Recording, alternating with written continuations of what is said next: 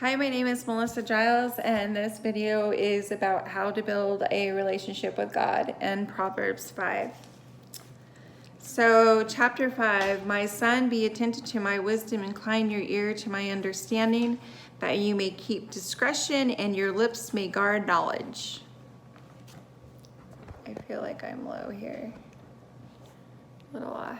Okay, good. So this is discretion, talking about discretion, right? Like use your head, I guess.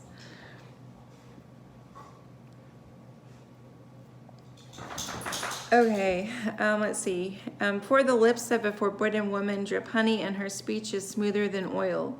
But in the end, she is bitter as wormwood, sharp as a two-edged sword. Her feet go down to death, her steps follow the path of hell. She does not ponder the path of life. Her ways wander, and she does not know it. And now, O sons, listen to me, and do not depart from the words of my mouth. Now, this is like hard for me to even read, because I've been here more than once. And, it's like, it's speech for one on how we treat the people that we're with, right? Our boyfriends, husbands, or mothers and fathers, or sisters and brothers, all of them, right? And, I don't want to speak for anybody but myself, but this is a part where you get sick and tired of your behavior.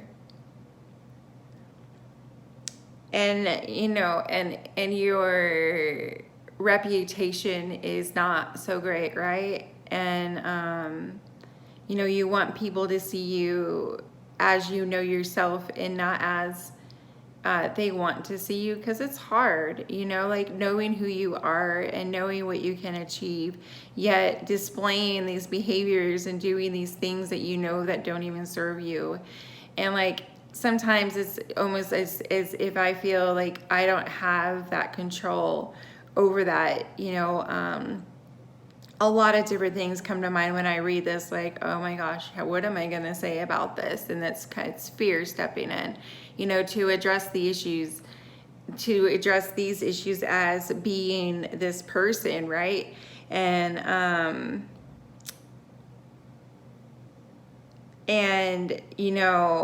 almost kind of brings in reality to me.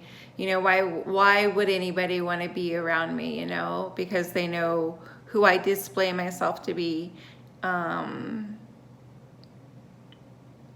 through my actions and my behaviors, so it talks later in Proverbs about your reputation. I'm not exactly sure where it is, but I will get to that in a video.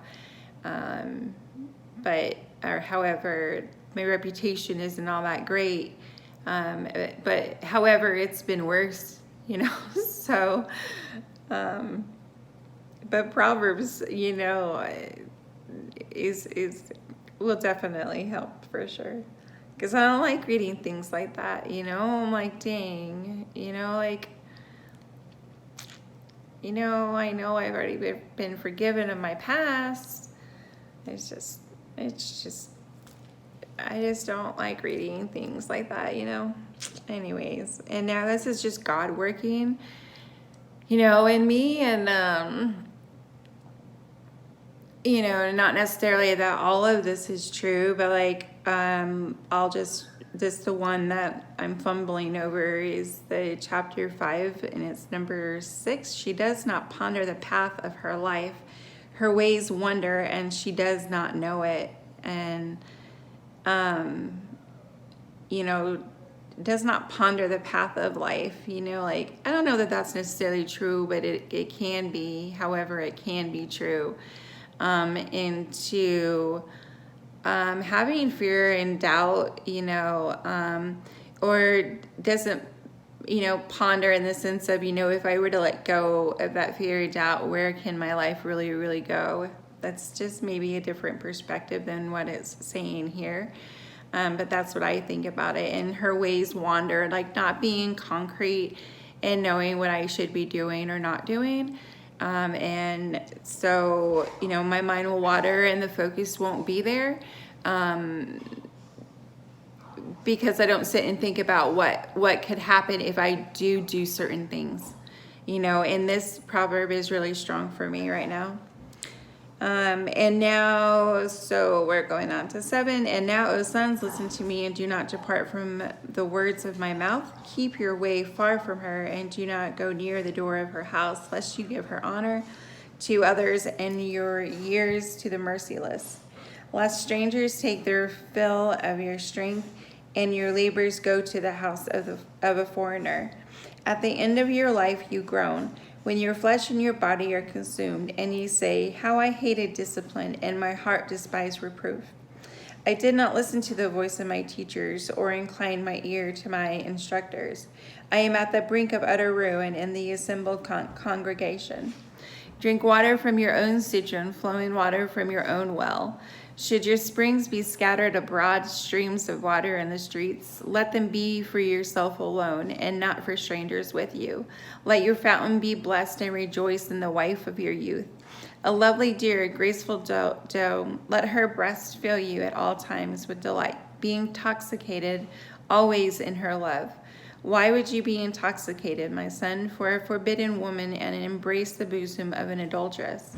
For a man's ways are before the eyes of the Lord, as he ponders all his paths. The iniquities of the wicked ensnare him, and he is held fast in the cords of his sin. He dies for lack of discipline, and because of the great folly he is led astray. So, that's rough, right? That's for a man and a woman. And that's rough. That's, if you really want to get down deep into behaviors and actions, I'm speechless, really to what it's saying, because it's cheating, right? It's cheating on somebody, and I don't know.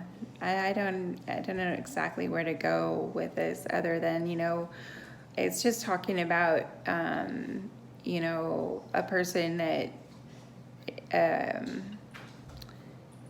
person that doesn't take another person's life into consideration, and using their smooth words and their maybe parts of their body to get in the way. And, those people that do that and are not bad people, they just don't know, they don't know the Proverbs to straighten out their thinking. This also goes towards, getting something for unjust gain. And